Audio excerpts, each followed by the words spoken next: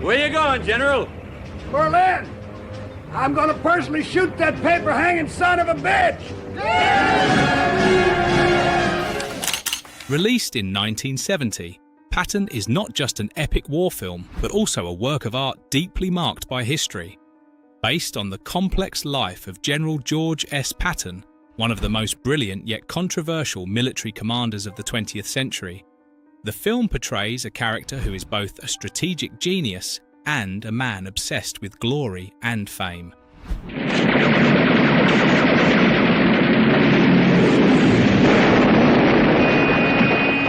Amo, you magnificent bastard, I read your book!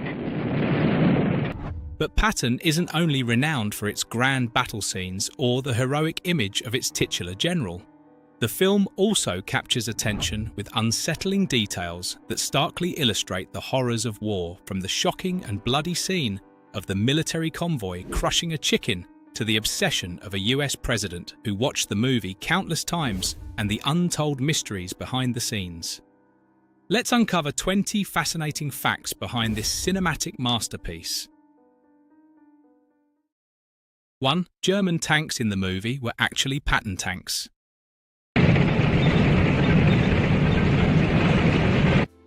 In Patton 1970, the tanks portrayed as those of Nazi Germany were actually American M48 Patton tanks provided by the Spanish Army. After World War II, almost no original German panzer tanks remained, forcing the filmmakers to turn to other military units to recreate the battles. Under Francisco Franco's regime, Spain still possessed hundreds of M48 tanks supplied by the US in the 1950s. The filmmakers repainted them, added Nazi symbols and modified certain details to convincingly transform them into German tanks on screen. Ironically, these M48 tanks were designed to honour General George S. Patton, the protagonist of the movie. Yet in the film, Patton had to fight against machines bearing his own name. 2. Nixon and his obsession with Patton. It is often said that the Cold War is over and that the West has won it. That's only half true. President Richard Nixon was so obsessed with Patton that he watched the movie more than 10 times in the White House. He even forced Henry Kissinger, his national security advisor, to watch it with him. Nixon didn't view it merely as a cinematic work, but saw Patton as an ideal model for his leadership style. The film portrayed Patton as a strong, fearless general, always decisive and ready to confront any challenge.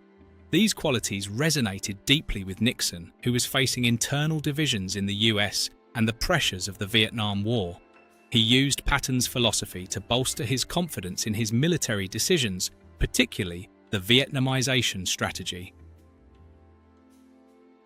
3. George C. Scott refused to film the opening scene. I want you to remember that no bastard ever won a war by dying for his country. The opening scene of Patton George C. Scott, standing in front of a giant American flag delivering a powerful speech, is one of the most memorable moments in cinema. However, few people know that Scott initially refused to film this scene. He was concerned that the speech was so impactful, it would overshadow the rest of the film, causing the audience to remember only this moment and forget his nuanced performance in the subsequent 2 hours. Director Franklin J. Schaffner knew this scene was key to the film's opening, but to convince Scott, he lied, claiming the scene would be placed at the end instead of the beginning. Trusting the director, Scott poured his heart into the performance, delivering an outstanding take in just one shot. When the movie was completed, Scott discovered the truth. The scene had been placed at the beginning of the film. 4. The chicken accident in the movie. In a scene shot in Spain, Patton's military convoy rolls through a small village. Stray chickens wandering onto the road inadvertently became victims as the military vehicles couldn't stop in time. A few chickens were run over on camera, and rather than reshoot, the director decided to keep the scene in the film. This wasn't a staged detail, but a completely accidental occurrence. However, it added to the film's realistic feel.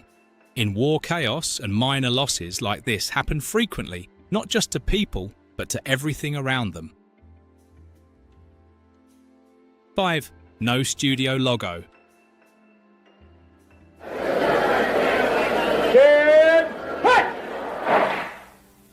Patton begins unlike any other film. There is no studio logo, no familiar introductions. The movie starts with the image of a giant American flag and George C. Scott's commanding 10 Hut. This decision was not only bold but revolutionary. It immediately pulled the audience into Patton's world without any preparation. For military audiences, the instinctive reaction to the command was to stand at attention, and this actually happened in theaters on military bases. This opening broke Hollywood conventions and conveyed the spirit of Patton's character from the very first second. It required no explanation, no lead-in, just presence and dominance. 6. Patton's real voice. You who have not seen it do not know what hell looks like from the top. In real life, General George S. Patton's voice was entirely opposite to his strong on-screen image. His voice was high-pitched, shrill, and sometimes sounded like an angry schoolteacher. This initially made many soldiers under his command feel uncomfortable and distrustful.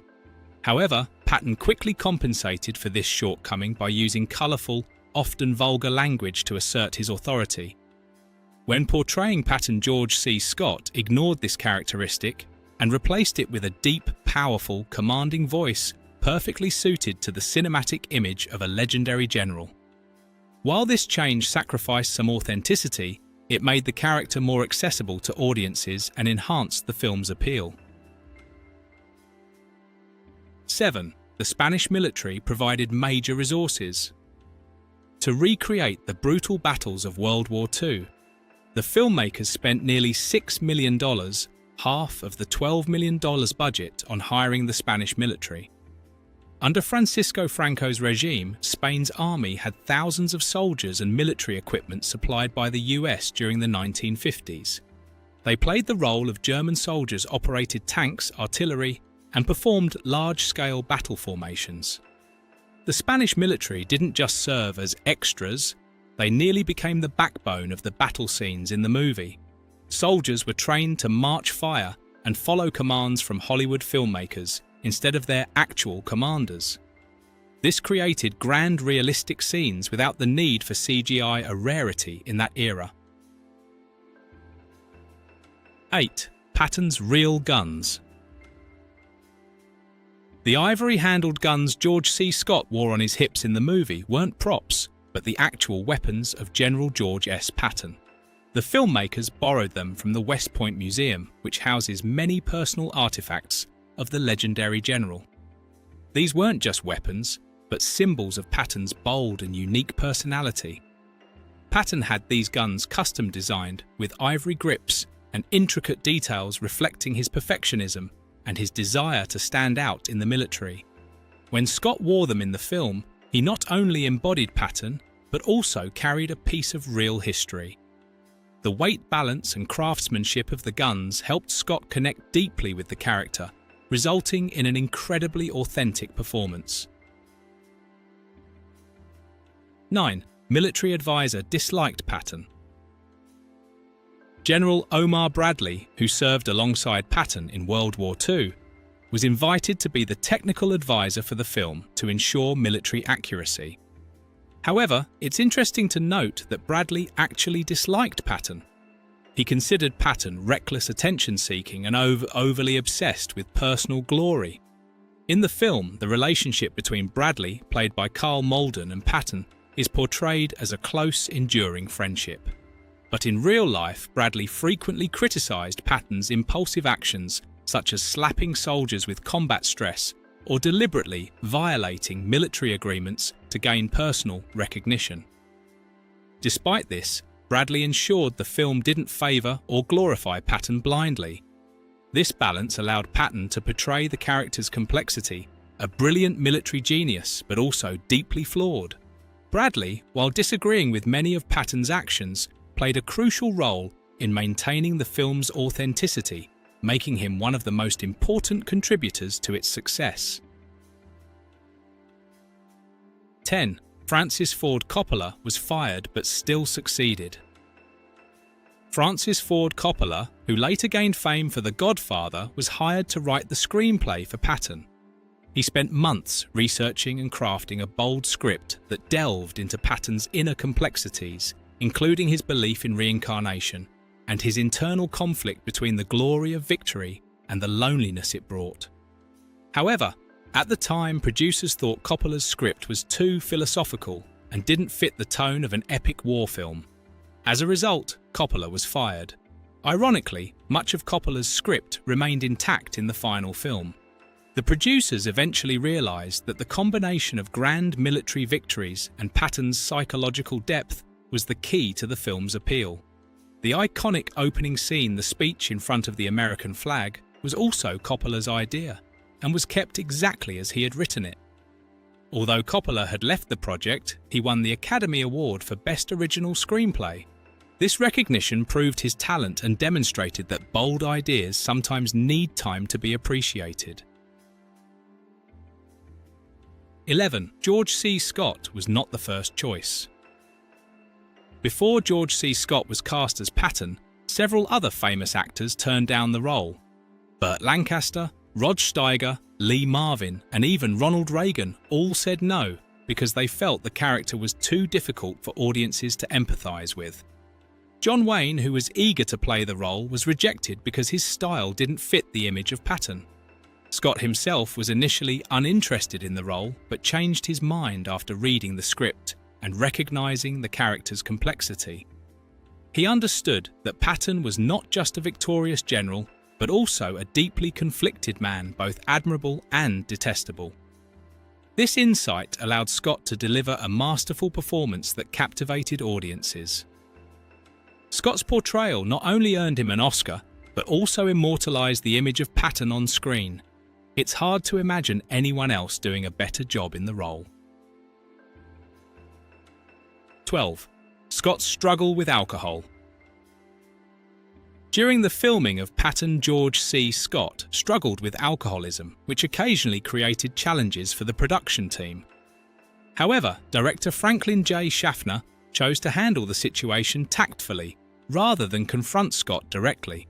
He adjusted the filming schedule to give Scott time to recover, and made the most of his peak moments to capture critical scenes. Despite his personal struggles, Scott delivered a performance that far exceeded expectations. It seemed as though the pressures and turmoil in his personal life were channeled into his portrayal of Patton, a character brimming with power, yet burdened by loneliness and insecurity.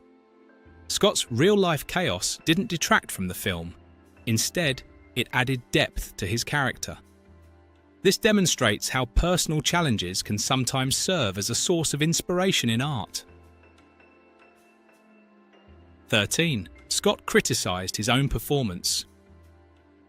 After Patton was released and received widespread acclaim, George C. Scott surprised many by criticizing his own performance. Despite winning an Oscar for the role, Scott admitted that he felt he had not fully captured the complexity of the character. According to him, Patton was a man full of contradictions, a brilliant yet arrogant military leader, a man of great confidence who also grappled with loneliness, doubt, and a sense of being misunderstood by the world. Scott felt he had missed some of the spiritual and philosophical aspects of Patton's personality. Nevertheless, his humility and self-awareness only deepened public admiration for him. Scott was not just a talented actor, but an artist constantly striving for perfection. This self-criticism highlights an interesting truth. Even performances deemed perfect by audiences can leave the artist feeling unfulfilled. It underscores that art for its creators is often a never-ending journey of improvement. 14. Patton's belief in reincarnation. General George S. Patton was not only a military genius, but also a man with a strong belief in reincarnation. He often claimed that he was a reincarnated warrior who had fought in battles from ancient times, ranging from the fields of Greece and Rome to the campaigns of Napoleon. This belief was a unique aspect of Patton's character and was prominently featured in the film. Composer Jerry Goldsmith used Echoplex sound technology to create unique echoing effects, as if the sound of a trumpet from ancient battlefields was resonating in the present. This music wasn't just a background score, it became a powerful symbol of Patton's soul, a man who looked to the past for strength in the present.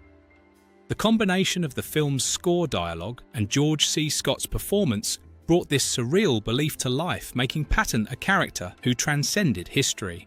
This added depth to the film, turning it into more than just a war movie, a story of spirituality and the connection between generations of warriors. 15. 71. Filming locations in 6 countries. Patton wasn't just a movie, it was a cinematic journey across continents. To recreate the battlefields of World War II, the production team filmed at 71 locations across 6 countries, including Spain, Morocco, Greece, England, the United States, and Algeria. Spain played a central role with many of the battle scenes shot there thanks to the support of Franco's army. From the deserts of North Africa in Morocco to the beaches of Sicily, each location was carefully chosen to achieve the highest level of authenticity. The scenes not only captured the scale of war, but also gave the audience a sense of realism, as if they were witnessing historical events firsthand. Filming in multiple countries was not only a logistical challenge, but also a testament to the dedication of the production team. The vast, lifelike settings elevated Patton beyond the scope of a typical war film, turning it into a true cinematic epic. 16. George C. Scott rejected the Oscar. George C. Scott made Hollywood history by becoming the first actor to reject an Academy Award. In 1971, he won the Oscar for Best Actor for his role in Patton, but Scott refused to attend the ceremony and had already announced that he did not want to be nominated. Scott called the Oscars a meat parade, criticising the idea of comparing artistic performances as if they were commodities. To him, the true purpose of an actor was to serve the character and the audience, not to win awards. This act shocked Hollywood, but also sparked a major debate about the value of artistic awards. Some saw his stance as arrogance, but many admired him for his honesty and principles. His decision reflected the spirit of Patton, a man who defied rules and lived on his own terms even if it meant standing alone. 17. The broadcast version kept the profanity. When Patton was broadcast on ABC in 1972, audiences were surprised to find that almost all of the profanities in Patton's dialogue were left intact. This was unusual for the time, as films were often heavily censored when shown on television. Patton, both in real life and on screen, was known for his colourful and sometimes harsh language. The network only cut 2 lines, one of which didn't even contain profanity. Keeping the rest of the dialogue unchanged allowed viewers to fully experience the strength and personality of the character. This decision helped Patton achieve record-high ratings, capturing 65% of US television viewers. It proved that authenticity and staying true to the character could outweigh concerns about censorship. It also reinforced the film's reputation as not just entertainment, but a work of art and history.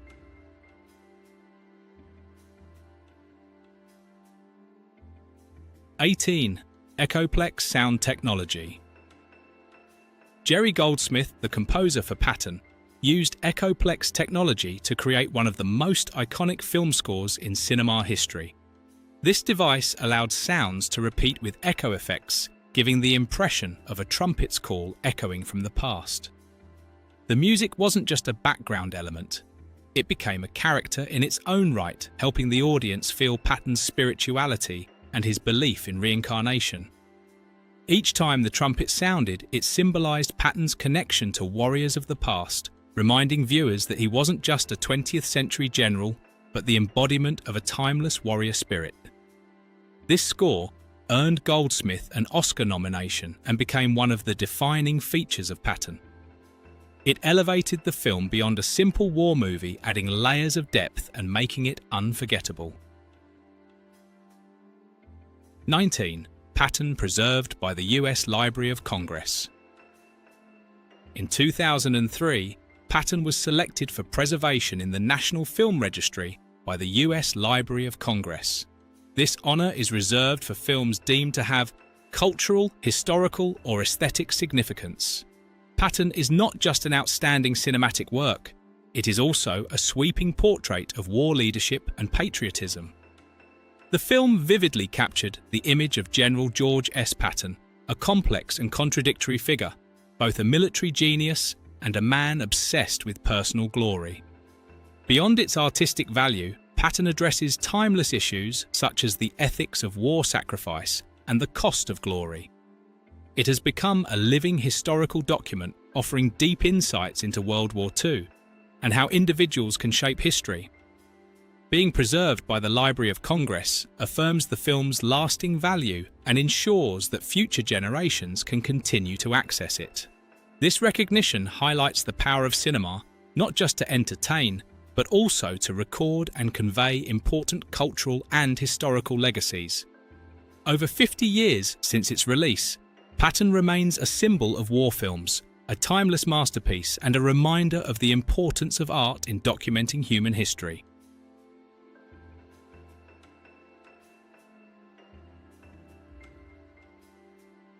In 2003, Patton was selected for preservation in the National Film Registry by the US Library of Congress. This is a prestigious honor reserved for films deemed to have cultural, historical, or aesthetic significance. Patton is not just an outstanding cinematic work, but also a sweeping portrait of war leadership and patriotism. The film vividly depicted the image of General George S. Patton, a deeply complex and contradictory figure, both a military genius and a man haunted by his obsession with glory. Beyond its artistic value, Patton addresses timeless issues such as the ethics of war sacrifice and the cost of glory. The film has become a living historical document offering profound insights into World War II and how an individual can shape history.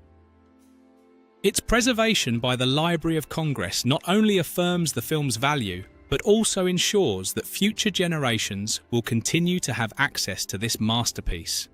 This serves as a testament to the power of cinema, not just to entertain, but also to document and convey important cultural and historical legacies.